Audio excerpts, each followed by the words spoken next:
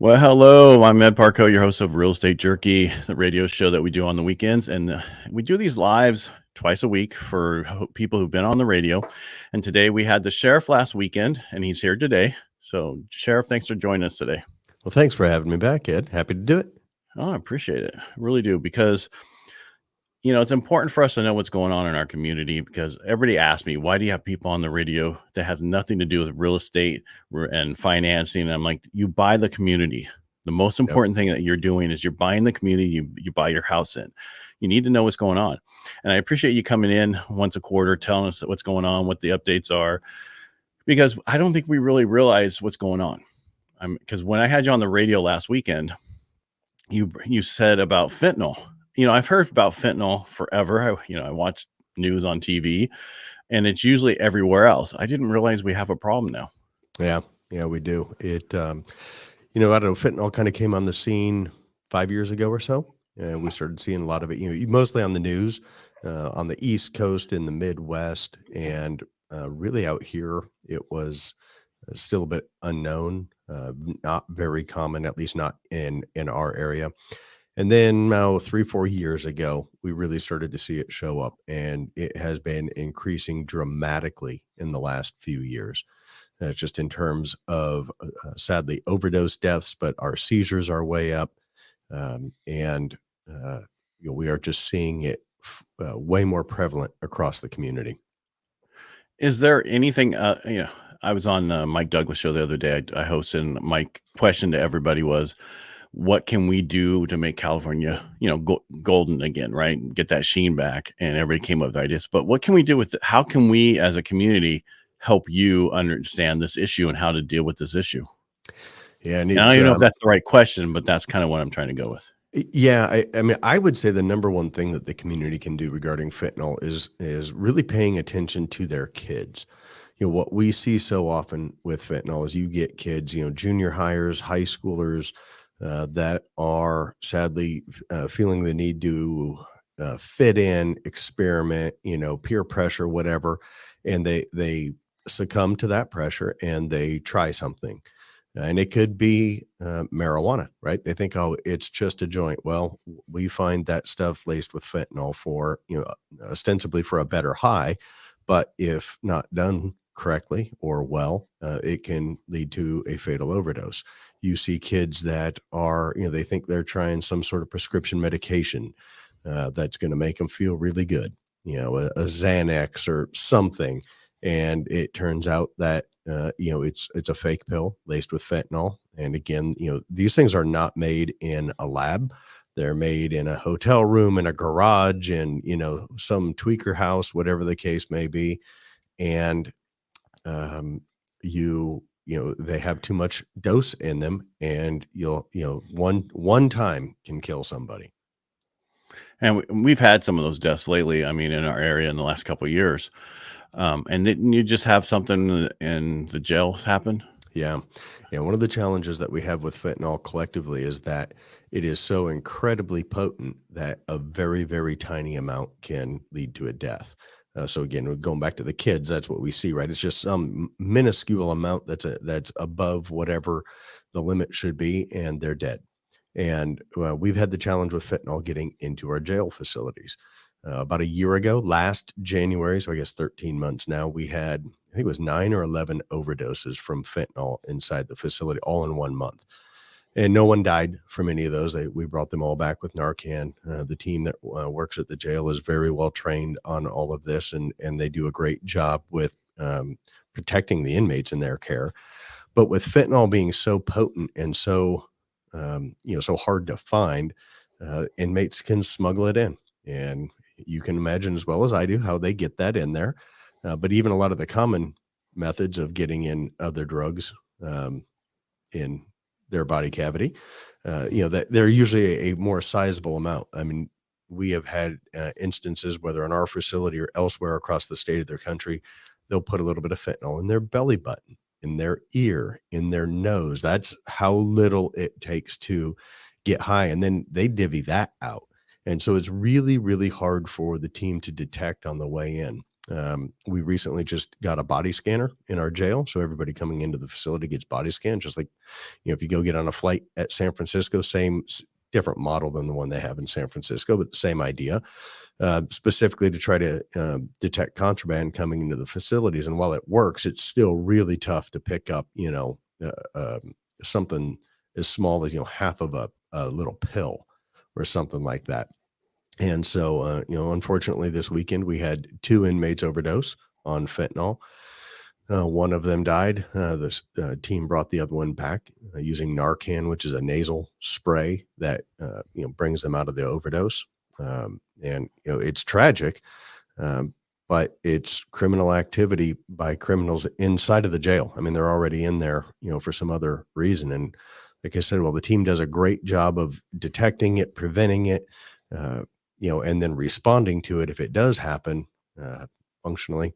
The inevitable caught up to us, and it's our first known fentanyl overdose. We've had other overdoses in the past, but this is the first one that we can directly attribute to fentanyl inside of the jail. Right. And the reason I bring this up, because a lot of people don't understand that this fentanyl's here and we having this issue. And like you were talking about, what can we do? Tell our kids, talk to our kids. This is something that's been going on. I mean, fentanyl is horrible today. There was something else 20 years ago. There was something else 40 years ago, that, the whole thing. But this is something that, as you were talking before, that is so hard to detect because it's such a small quantity is needed to do it, to either overdose or, get you high, that it's just very hard for you guys to find it. Yeah. And it, so I kind of use the marijuana analogy, right? We go after illegal marijuana grows very aggressively, but they're also very easy to find, right? Fly the helicopter for a few minutes and there's one and there's one. And, we line them up and go get them.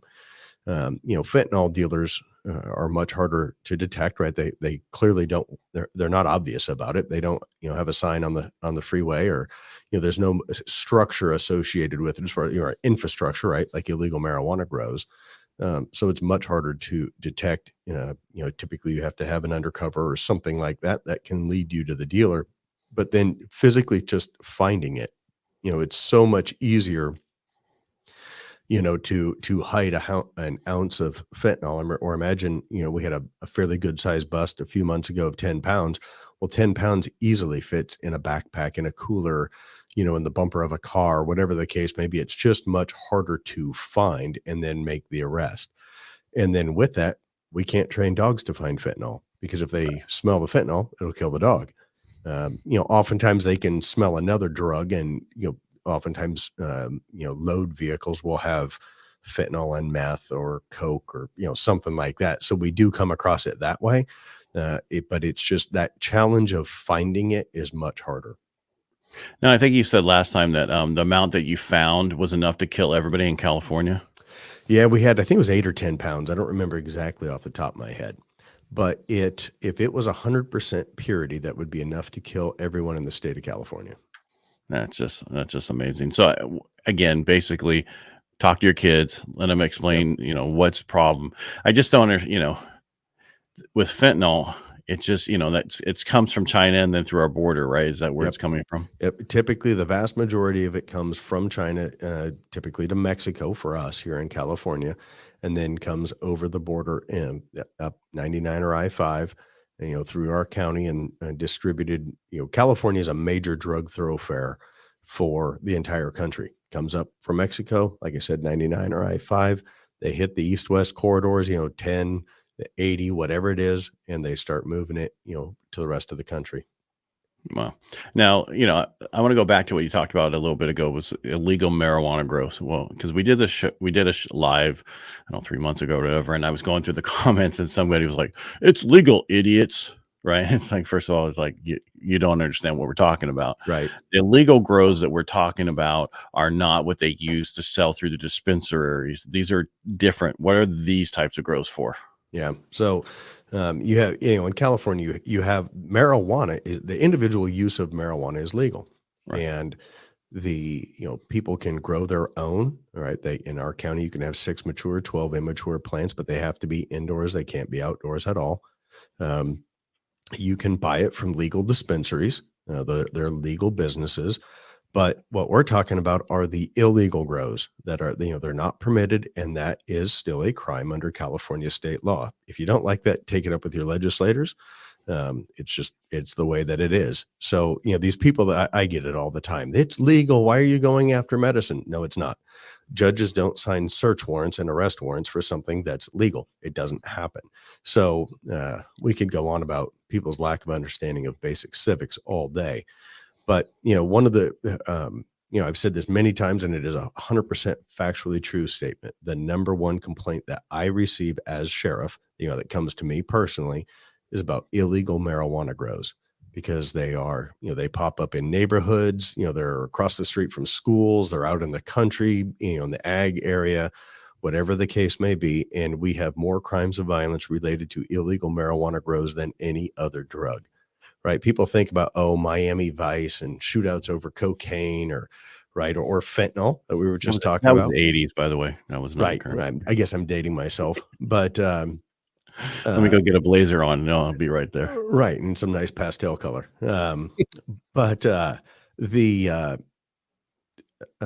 don't see that much violence locally related to the harder drugs. It is over illegal marijuana. And, several years ago, 5 years ago or so now, there was some statistics that came out from, kind of the federal side, the DEA, whatnot, that our major drug cartels that everyone is familiar with, right? Again, they think of them as meth, heroin, fentanyl. 65% of their funding comes from illegal marijuana. And so that is, and we do believe that has dropped now somewhat, but it's still probably over 50%. And at the end of the day, illegal marijuana is the single number one cash crop that funds other illegal activities, whether it's other drugs, gang activities, that are involved ultimately in maybe human trafficking, moving weapons, whatever. That is the source of cash for all of that other stuff. And so, and I go back to we have more crimes of violence, whether they're murders or shootings or stabbings or whatever related to marijuana, than any other drug. I also want to say that when we talk about, if somebody wants to use marijuana, I'm certainly not going to advocate that they do that. But if that's their choice, it's legal. Go to a legal dispensary and go buy whatever product that you want to buy. And again, when we talked about fentanyl, legal dispensaries are not going to sell something that's laced with fentanyl, right? I mean, they have a bajillion regulations that they have to follow. And, with that, we see very, very few complaints or crimes of violence associated or crimes period associated with our legal cannabis businesses. We get the occasional complaint in a parking lot, maybe an argument in the store over the price, or who knows, but we get that at Quick Stop. We get that at all sorts of places, right? It's not unique by any stretch to the legal cannabis businesses. The truth is, those guys are businessmen.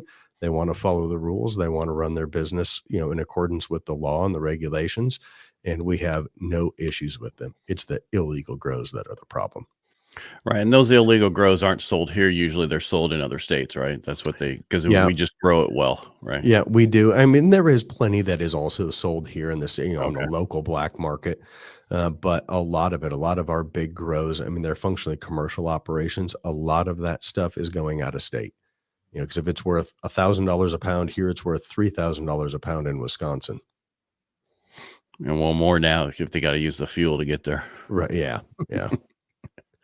When it's $4 and something a gallon as the average price in California, we need to work on that. Yeah. And I don't want to be, we're talking negative stuff. I mean, we just need to know what's going on in our community. Mm-hmm. This is not, I mean, even though this stuff is happening, we want our kids and everybody to understand why we're talking about it, why it's important. But I think one of the things that you always want people to do is report everything that happens, right? Because people say, I have this major problem in my neighborhood. Someone broke in my car, and this is the first time we've heard of it, right? You guys, even though that no one's might come out to do anything about it, they're going to take reports and certain things. You guys still want to know what's going on. Yep, absolutely. And I deal with this probably from once a month to once a week somewhere across the county where, I'll go to some neighborhood meeting, they'll call me, hey, Sheriff, we have this major problem up here. All of these, we'll say vehicle burglaries at night, whatever the complaint is. Can you come to some neighborhood watch type of meeting and answer our questions and address our concerns? Absolutely. I almost invariably go if my schedule allows. If not, I send somebody. But we always pull the crime stats, right, for that area before we go. And regularly, I mean, I would tell you 75, 80% of the time, I pull the crime stats, and the community is reporting this major problem. And I'm looking at the crime stats. I'm like, well, I have like 1 or 2 reports of this in the last month, and that doesn't show us a trend, right? But so we go up there, and what happens is one of 2 things usually happens. One is people are not reporting this stuff.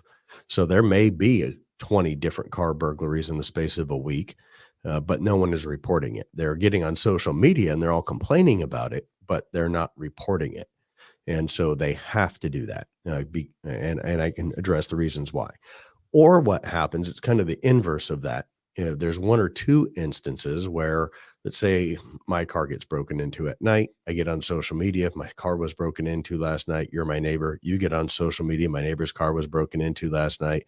My other neighbor says, my neighbor's car was broken into last night. Well, suddenly, as that goes through the social media telephone game, it's like 20 instances last night. No, it was actually just 1. It's just everybody talking about the same instance. So with that, what the public always has to understand is when we do resource allocation, we do it based off of data. And it could be that individual deputy that's working a beat. Like when I work, in all the beats that I worked in, but I worked South County quite a bit.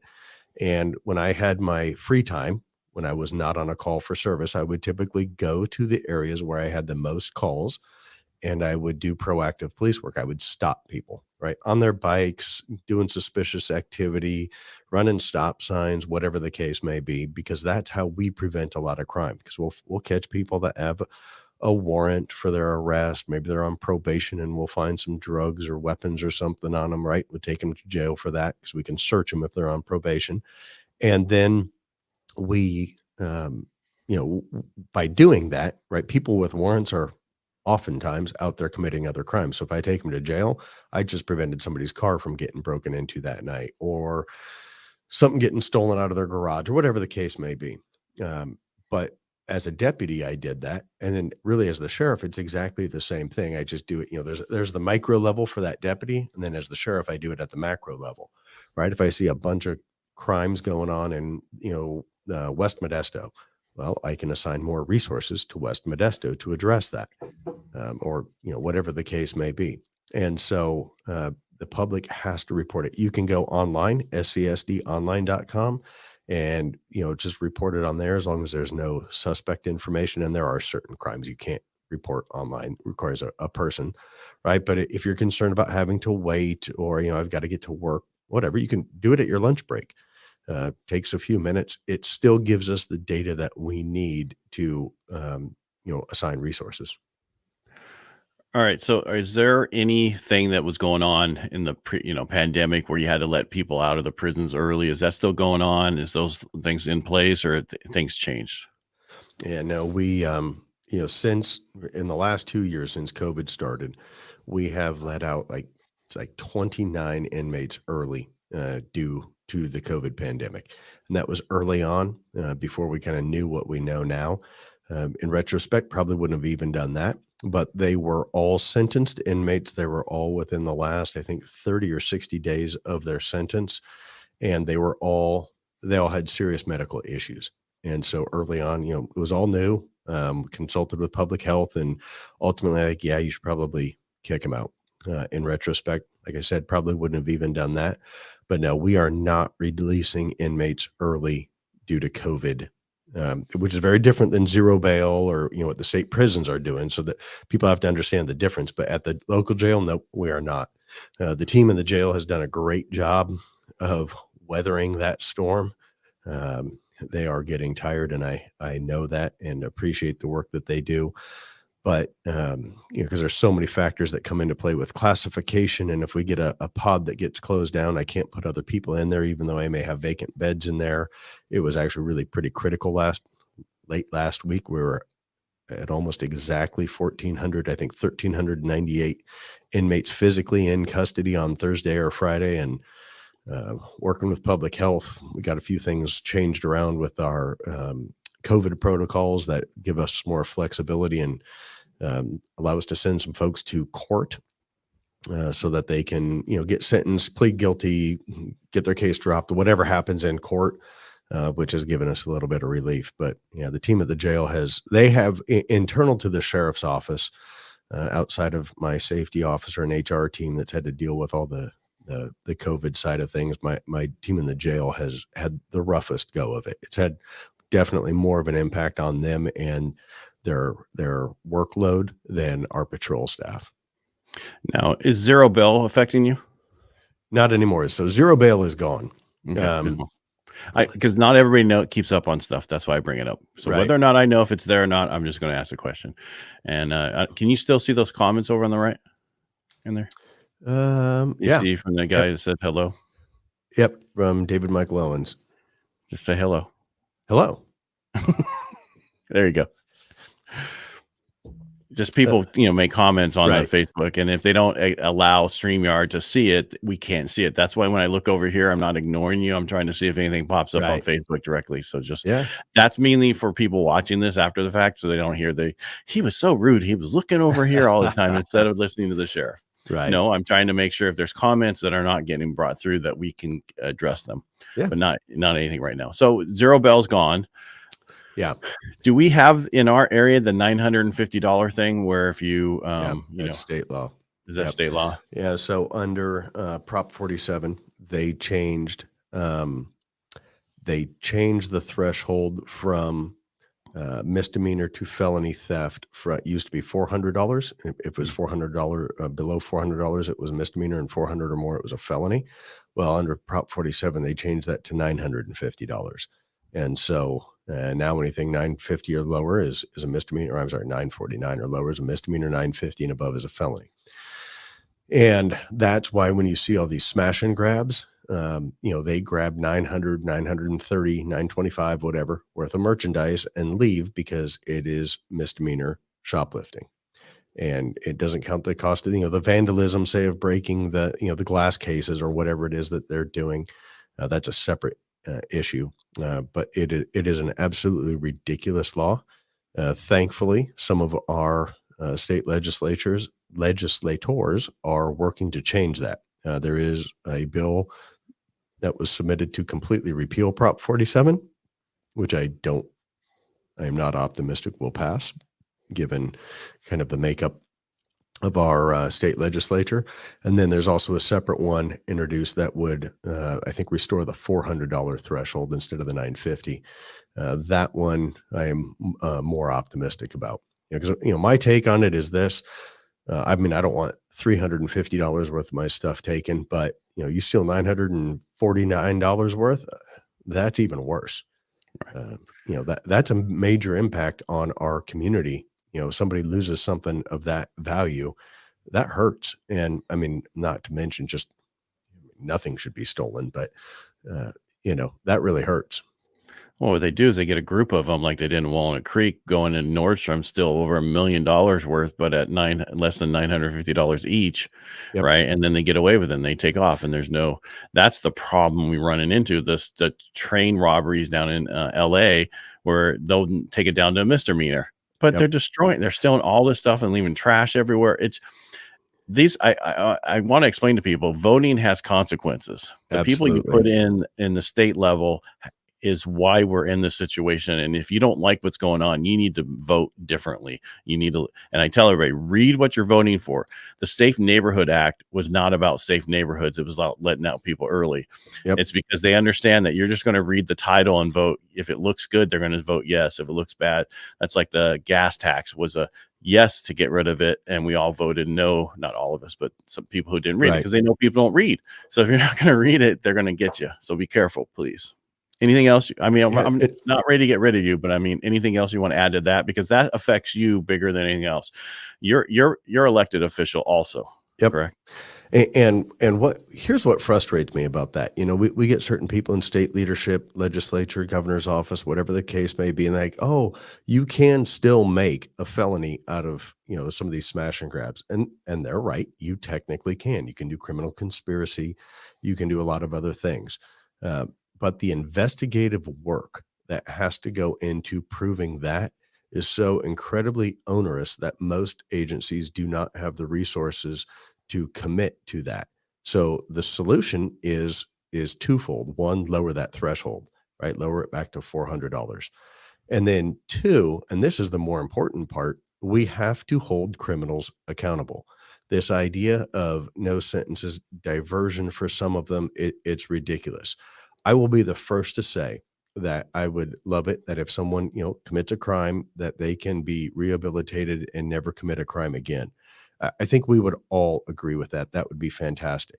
However, simply letting them out of prison, early at half of their sentence, they're sentenced to 5 years, you let them out at 2.5 years. That is not rehabilitation. That is simply a lack of consequences that, quite frankly, what happens is those criminals, they just laugh at the justice system. They go out and reoffend, and they create an unsafe environment. And because they have so little respect or fear of anything, the probability of a violent interaction with a member of the public or law enforcement actually goes up. And because there's no consequences, so why wouldn't they try to fight, shoot it out with the cops, whatever the case may be? I mean, how many times have you read in the news across our country where somebody shoots a cop and they're let out with no bail, right? Well, they're waiting trial because, we don't want to do that. It's mean. They need to have services. They killed someone. It's ridiculous. They have to be held accountable. Yeah. I appreciate what you do and your deputies do and the police and what they do, because it's got to be much harder now with the way some of the people in the United States feel about police and that Yeah. kind of stuff. And it's got to be harder for your deputies to go out and do their jobs. It, Excuse me. it is. I mean, it has a mental impact on the team. That's for sure. They watch the news just like everybody else does, or get it through their phone or whatever mechanism. And yeah, it has an impact. I will say this though, and this is one of the great things about our community, that we feel tremendous support for our profession in our community. And since this is where we serve and work, that is the support that is critical. Well, I support you guys. Unless Well, you're thank behind you. me with your sirens on, then it's Yeah, geez, most really? people don't like us then. Well, today I'm coming into work and at 5 points, right?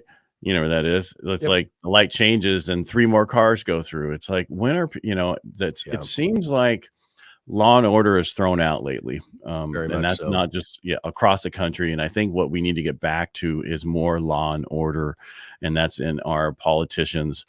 I'm real big advocate of getting vets to run for public office, Yep. because we are able to take the emotion out when we talk about things, right? We can still have emotion, but we're able to communicate very well with each other and not get upset with each other while we're talking about things. We can see each other's side. We might not agree with it or whatever, but we still understand each other and what they're coming from. And we also want to understand why they feel the way they do. Yeah. And that's my take on it. How do you think? Oh, I agree completely. I'd once read an article or heard it, maybe it was on the radio or something, but they said, if um, you want you want veterans on your jury if you ever are accused of a crime, if you're innocent. They said because they tend to be very analytical, right? They're going to go through the actual facts and reach the appropriate conclusion. If you're guilty, they're the very last people that you want in your jury because they're going to go through the facts, they're going to reach the appropriate conclusion, and they're going to hold you accountable. And that is a fact. I mean, you're absolutely right. I actually talk to my team a lot, like my leadership, especially about what I call the emotional versus cognitive.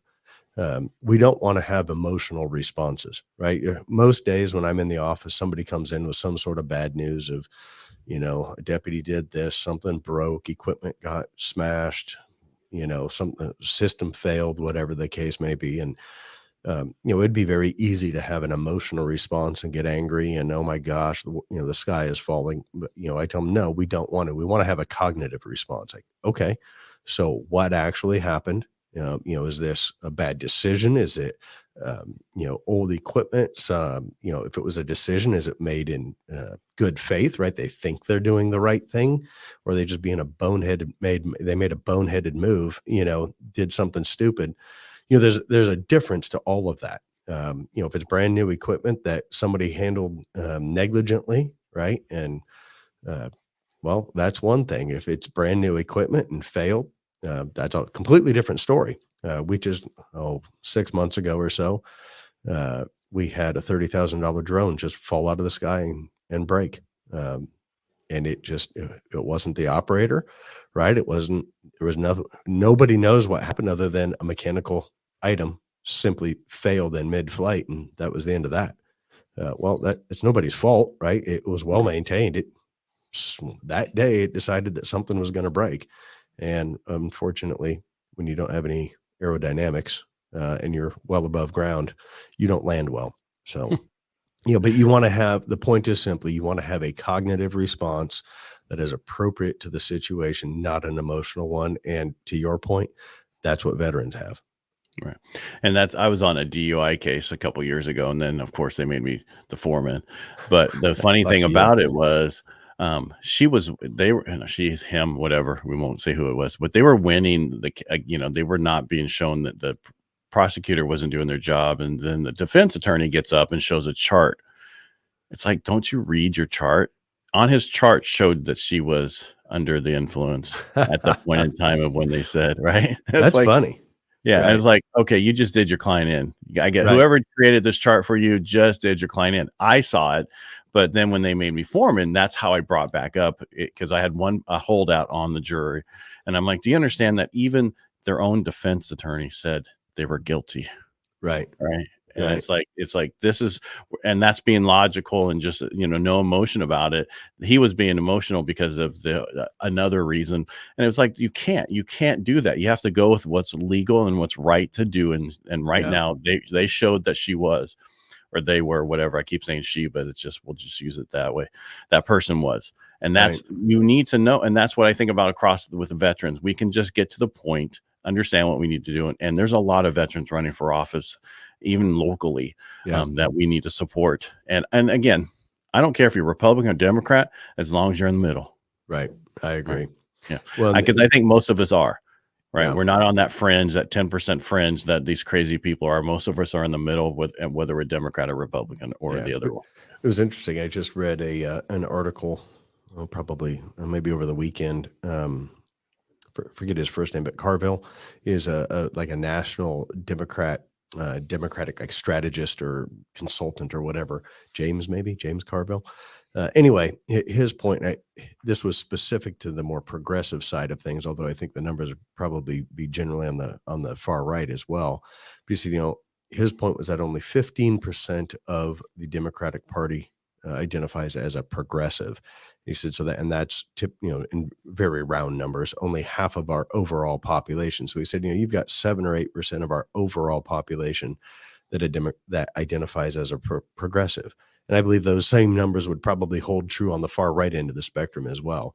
Yet those are the two ends of our spectrum that typically drive the conversation, when in reality, most of us are far more in the middle and want to see something positive happen, at least in our community, than fighting over some extreme viewpoint either way. I look at it this way. You go into a restaurant and there's a lady in the bar who's so loud, right? That whole table that's just so loud. That's who they are. They're just louder than everybody else. And most of us don't want to deal with it. So we just forget about it and move on. But we can't do that. This election cycle is going to be more important than any other time in history. And I think everybody needs to get out to vote, whichever way it is. But just please read what you're voting for, because things that we vote for, one, messes up your job too. And we need to make sure that we vote the right way. Read and understand. Right. It has to be both. And if you have questions about something, reach out to somebody that, subject matter expert. I mean, I know there was some education related issue some time back, and 4 years ago, 2 years ago, doesn't matter. But, I called Scott Kuykendall, the superintendent of schools, and I said, hey, explain this one to me. And, he and I generally see eye to eye on things anyway. And he kind of walked me through it, and I'm like, okay, Yeah, I know where I land then. But, reach out to those people that understand it, or, reach out to both sides if you don't understand it, right? You think there's kind of a right and a left, reach out to both sides, know it, and then make your own decision. Correct. I mean, my wife constantly hits my leg or squeezes me when I ask questions of people why they voted a certain way or why they think a certain way. It's not I'm trying to be rude. I'm trying to understand why people Right. think the way they do. So I understand, one, how to talk to them later or how to communicate with people and understand why their take was that way, because my take's totally different. I want to know why. That's just me personally trying to understand. And I think a lot of us are that way, and we should stay there. It's okay. Yeah, no, very much so. And, and I deal with that quite a bit as well in the community where I had a meeting with some folks over some homeless issues in the last few weeks. And, a lot of times, well, why can't you do this? And why can't you do that? Um, and when you explain it, a lot of times whatever action they're reporting, it's not illegal. I can't do anything about it because it's not illegal. Though I don't like whatever that action may be. There's nothing that I can do about it, but they have to understand kind of, the law and the nuances of it. Are you familiar with First Amendment auditors? Mm-mm. Yeah. So we get that. They tend to target governmental folks, specifically law enforcement, also other agencies, but they will go after members of the public too. And so there was a situation recently where one of these individuals showed up outside of a restaurant with like a video camera. And they're literally just standing there on the sidewalk or wherever, videoing people inside the restaurant. And, I understand the restaurant staff apparently asked them to leave and so on, but, the patrons were very uncomfortable by it. And as I understand it, somebody called law enforcement, not in my jurisdiction, but, they were kind of asking a lot of questions about that. And this individual is one of those First Amendment auditors, and like it or not, what he was doing is actually illegal because he has the right to do that. He was in a public place, and that's not something law enforcement can take action on. And those type of people, their goal is to bait us or someone else into taking some sort of inappropriate action. And then, the lawsuit will follow, and that's how they make their money, and they get it off of social media, right? Because then people watch their YouTube channel or whatever, and they get clickbait, and that's what they're looking for.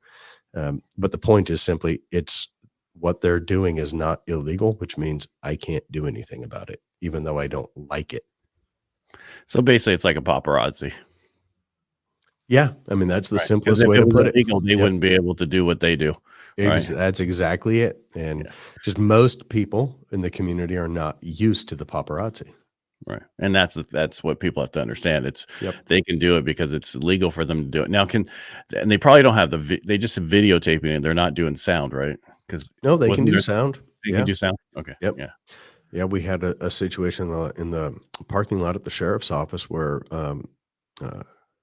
two individuals had come to do like a child custody exchange in the parking lot, and a deputy was there to stand by, and one of these people was there getting right in the faces of these individuals, videoing their kids, their license plates, all of that. And sadly, it's all legal, but it can definitely creates a situation for high tensions, the possibility of, an assault or something like that, because most members of the public don't want that, especially in a somewhat private type of situation, right? I mean, Right.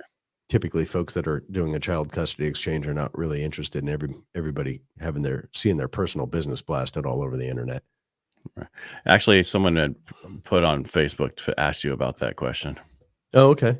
Yeah. Yeah. What did you think about it? So basically what you're saying is it's legal. They can do it. Yeah. Don't react to them because that's how they make their money. And that's exactly it. Yeah. And they want you to react. They want you to punch them. They want you to do everything, and they get it on video. Yep, that's exactly what they want. And generally speaking, there is nothing about what they're doing that's actually illegal, even though it's rude, bad manners, irritating, annoying. You can insert lots of other words, but it's not actually illegal, and we can only enforce the law. And that's like my wife gets upset with all the homeless encampments on the overpasses or by then. I try to explain it. There's nothing you guys can do about that. There's nothing the police department can do because that's not state land. That's federal land, right? No, it's state land, not local. Yeah. Right. And so that falls into like a Caltrans right of way. And unless they empower us to enforce on their right of way, which they usually don't, um, then it has to be like CHP or Caltrans or some other state entity to come in there and take care of it. So you say they don't normally want you to do that? They Yeah. don't give you that authority? How come? State thing. Because it's the whole Yeah. government state thing and how would they feel everybody should be able to camp anywhere? Yep. You don't have to answer my questions when I make statements like that if you don't want to. Suffice it to say that I have my share of frustrations with the state of California, and a lot of the things that they push down on the locals as mandates or requirements or whatnot, and then the state itself doesn't do. You're not talking about the governor at the last playoff game, are you? I'm just kidding. Let's move on. Well, if you're my big thing, I'm just going to say one thing. If you're going to make a mask mandate and then you're the mayor of Los Angeles and the other person in Los Angeles and yours is the most restrictive in the whole state and the governor is supposed to telling everybody to wear them and now you're at a Super Bowl place and you're not wearing your mask and there's no exception to take it off to take pictures, I think you have a control issue. Yes. I don't disagree. And, I know like on all of this COVID stuff, there are such varied opinions and I respect the fact that people have the right to their opinion. What I do not like is the hypocrisy of do this, but I'm not doing that. Right. And that drives me crazy. Yeah. I think if you're going to tell people to do it, you need to do it to 100%. Right. Absolutely. And that's how we are with our kids. Yep. Not do as I say, not as I do kind of thing. That's not what we want. And and it gets, one of the reasons I got fully vaccinated, booster and everything, so I wouldn't have to wear a mask. And all of a sudden now everybody has to wear a mask. And I don't want to get in the whole mask mandate to everything because everybody's going to get on here saying that just like what I just said. And you can see the post after. And you need to thank everybody for all the stuff they're doing for you because they're posting on here how they're getting your signatures and everything. So just thank everybody. Yeah. Well, thank you for that. I'm actually kind of reading through it now. Yeah, that's awesome. No, thank you. I really appreciate that. Yeah, because election's coming up next year, right? Or this year, right? June 7th, I think it is. And is that the primary or is that the final one for you? Yeah, so it's the primary. Okay. So in my race, as it stands as of today, there's myself and one opponent.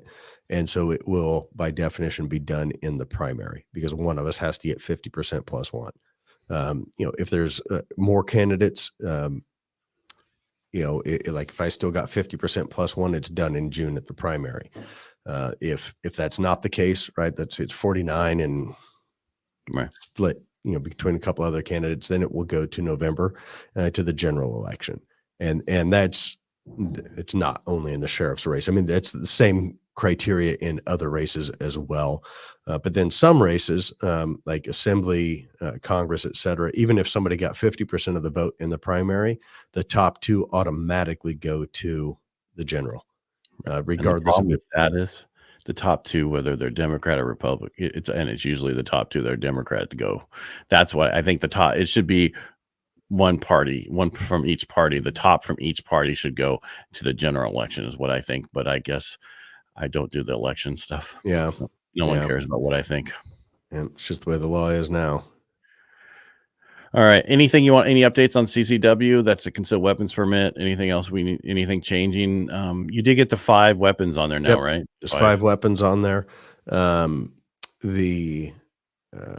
tell everybody, and I say this again, this is probably one of those things I deal with at least monthly, if not weekly, specifically for either a new or a renewal, plan on a 90-day process. Yeah. I had kind of an angry email from somebody recently. I think they were new and they're like, well, I applied 2 months ago. Why isn't it done? Plan on it being a 90-day process. Sometimes, especially on renewals, it could be quite a bit quicker. Sometimes we get people done within a couple weeks, maybe 3 weeks, but plan on 90 days. And the driver is almost always Cal DOJ. That's almost, if a part of the process is going to be slow, it's Cal DOJ on their return, because there's a local, a state, and a federal return. The local and federal, local is instantaneous. Basically, as soon as I hit enter, I get the info back. Federal is usually within 24 hours. The state sometimes can take 30 days or longer. Then, of course, we have internal processing time and so on. And, if you're kind of up against that 90-day mark and you haven't heard anything, you can email me personally right through the website. Just go to scsdonline.com. There's an email the sheriff button, comes to me personally and me alone. So shoot me an email. If you have any questions about it. There are occasions where somehow in our computer system that we use, Permitium, sometimes people every once in a while they get lost in the system, and they're in there. But if I go search them either by their name or by their CCW application number, we'll find them. But it's like somehow they fall off of the queue for whatever reason. We're working with the company to try to figure that one out. It's not very common, but in the last year, I'm aware of like 3 that's maybe happened to, and they reach out and we can find them and we can get it fixed. It's just they're no longer queued up for action. So Gotcha. Yeah. I mean, mine, I think took 60 days and mine was a renewal, and, so it's not, I did it early enough. Thank goodness. yeah. And with that too, so like for years, if you plan for 90 days, let's say it's done in 60, so you've got a month left on your existing permit. You don't have to pick your new one up yet, because the new one will start when you pick it up. So you can wait until, a week, a couple of days before your current one expires, go pick up the new one, and then you start your 2 years. I just wanted, if people are watching and listening to this, and it's only Thursdays and Fridays Okay. that you can pick it up. I don't know if you know that, but they have it at the thing. No, I went there on a Tuesday and it was like, and then I couldn't do Thursday or Friday because I was out of town. I had to go back on the following week on the Thursday or Friday. But that's what it's stating, that you can't pick up. It only picks up on Thursday or Friday. I just thought I'd let you know. I know you're not in the nuances. You are the sheriff. You don't know everything. So, but this is a key thing too for anybody, whether it's a new or renewal for a CCW. Go online, scsdonline.com. Find the CCW page. We have a horrible website, separate topic. We're working on it. But go to the CCW page, read all of the FAQs, the frequently asked questions, because that's usually where we're going to update things. Because and there are occasionally a very new question or, something we haven't gotten, but I will tell you that 99% of the questions that we get are in the FAQs. So if everybody reads through those, that is by far the quickest way for them to, or the easiest way for them to prevent, like, hey, what do I do about this? What do I do about that? It's probably in the FAQs, because you're probably not the first person with that situation. All right. So there was a couple of questions in the comments, and one of them was, a friend of his has a issue from when he was 10 years old and he's trying to get a CCW. What could stop you from getting your concealed weapons permit? Well, the number, felony. Yeah. But even there have been folks that, let's say they're 50 years old, they had some sort of felony conviction, maybe we'll say grand theft, or maybe at 20, they stole a car, right? Some dumb kid, right? That was Actually, 30 years. I think they call that taking a car without permission now. It's not really stealing anymore. Yeah. Just like, it's an unauthorized withdrawal, which is a bank robbery. Right. But, we understand that kids do dumb stuff. And, we can get past that. Obviously, if there's been a passage of time and, no other offenses of any kind, right, they've turned into a good citizen. I mean, I know a guy personally had something fairly serious in his background, years ago, again, kind of fell into that dumb kid category. Incredible, upstanding member of our community. He has a CCW because, he made a mistake once. We can get past that. The number one reason that people get their permit denied is they don't put everything that's happened on the permit. We'll get the, I had a DUI 10 years ago. Okay, we can probably get past that. But the 3 that you've had since then that you didn't want to tell me about, that's a bit of a problem. If you're on probation, you're not getting a permit. If you have a warrant for your arrest, you're not getting a permit. We'll actually invite you into the office. We'll include a full tour of the jail. Laugh. Actually, you should say you can get it, but you have to show up in person to get it. Yes. So if you have a warrant and you want a CCW, just come down to the sheriff's office and we'll get you set up. Exactly. But that kind of stuff, if you think, that crime doesn't matter from whenever, it probably will. So make sure you're very forthcoming with everything. I do understand, and we understand people don't necessarily remember, 25 years ago, I got a speeding ticket. Okay, got it. I don't remember. I know I've had a few parking tickets in my life. I don't remember when or where I got them. I just know I've had like 2. I got it. Right. We understand that kind of stuff, but you get folks that intentionally omit a lot of things. You're not getting your permit then. Gotcha. So basically that person could have like not put it on there because it was when he was 10 and he's like 50 now. He totally forgot about it. But if somebody has questions like that, they can reach out to you through your email online. That was again, where did they do that? Excuse me. Where did they go? SCSDonline.com. It's our main page. Somewhere on the home page is an email the sheriff button. Like I said, comes to me personally. And then CCW stuff, I think, is on online services. Click that button and drop down menu will take you to CCW. Click on that and poke around on there. Like I said, read the FAQs. Right. But if it's somebody like that, they're going to need to talk to you. Right? Yep. And they can shoot me an email and I'll send them. I'll probably send their information back to the background investigator and he can have a conversation with them. And when you're saying, when you put on there things that have happened, if you were, if you're driving fast and you got a ticket, you want to know about that kind of stuff, or do you care about? Yep. Okay. No. Put what about multiple fix-it tickets for tent? You can put, and you can put in there. I've had 3 or 4 fix-it tickets for window tent. You don't necessarily have to list on such and such a date. I got this one here and from that agency. We'll find it. I was driving a Denali and I was getting a ton of them. And then I got to an Audi and it's funny. They don't get the same amount of tickets. You think that's, you probably go too fast. I was not going fast at all. Those aren't speeding tickets. I'm talking, those are tent tickets. And I drive a Ford F-250 and no one ever cares. It's funny how they go through cycles where they really, and then we get back to what we were talking about earlier. We need to get back to law and order. I have no problem being pulled over for whatever I do. That I understand what I've done wrong. And that's fine, Yeah. We've been here for 51 minutes. I think you have other things to do to protect and serve. Is there anything else you want to add before we go? I think we have probably covered most of it. I will say that I do agree with you completely. When we talked about, you had mentioned earlier in the show, something about, you go through a green light, maybe it's yellow when you're going through, you see it turn red as you're in, and then 3 people come behind you. Right. I see it all the time. And the challenge that law enforcement has there is that most agencies are understaffed right now.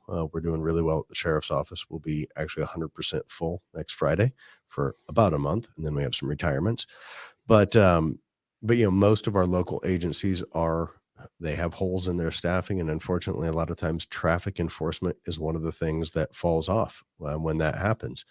And, it's unfortunate because I know that everyone would love to get back out there. As far as from the law enforcement standpoint and, deal with that. But we just need people to follow the law and stay safe. I mean, as we see fatal accidents that go up across the county, that's why, because people aren't following the rules of the road. Yeah. Well, that's why you guys have jobs. Yep. Unfortunately. Yeah. If everybody followed the rules, you wouldn't have a sheriff's office. Yep. Well, and I think that's what people forget at Nationwide when they were like, defund the police. If you don't have police, people don't, fences make great neighbors. Yeah. There's a reason. Yeah. Exactly. Same thing there.